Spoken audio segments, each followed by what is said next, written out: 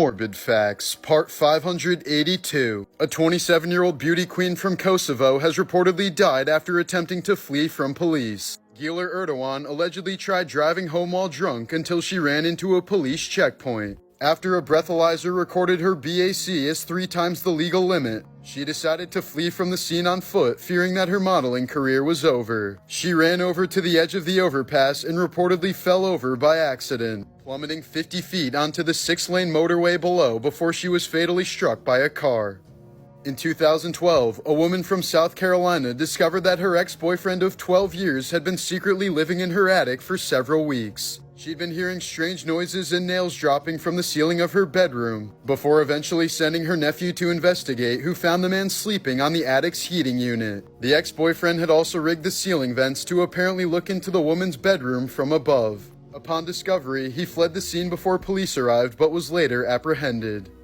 Morbid Facts, Part 481. Russian scientist Anatoly Bogorsky worked as a physicist on the largest particle accelerator in the Soviet Union. In 1978, he was checking a malfunctioning piece of equipment when one of the safety mechanisms failed, causing a high-energy proton beam to pass directly through his head. He reportedly saw a flash brighter than 1,000 suns, but didn't feel any pain. The beam had burned through parts of his skin, bone, and the brain tissue underneath, causing the left half of his face to swell up beyond recognition. Since it was believed that he received far more than a fatal dose of radiation, Bogorsky was taken to a clinic in Moscow where doctors could document his certain death.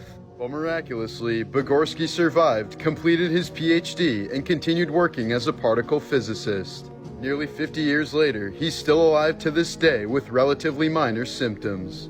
This is the skull of a young girl whose remains were found in the trash deposit of a Jamestown fort building in 2013. As evidenced by the butchery marks seen on her forehead, she was believed to be the victim of cannibalism at the Jonestown colony in the winter of 1609. Known as the Starving Time, this period was marked by extreme desperation when it came to finding food due to a severe drought. The governor of Jamestown, George Percy, wrote that colonists ate horses, dogs, cats, vermin, and even dug up corpses from graves to consume. In one case, he reported that a man killed his pregnant wife, butchered her, preserved her with salt, and consumed her. Only 61 out of the original 500 colonists managed to survive the brutal winter.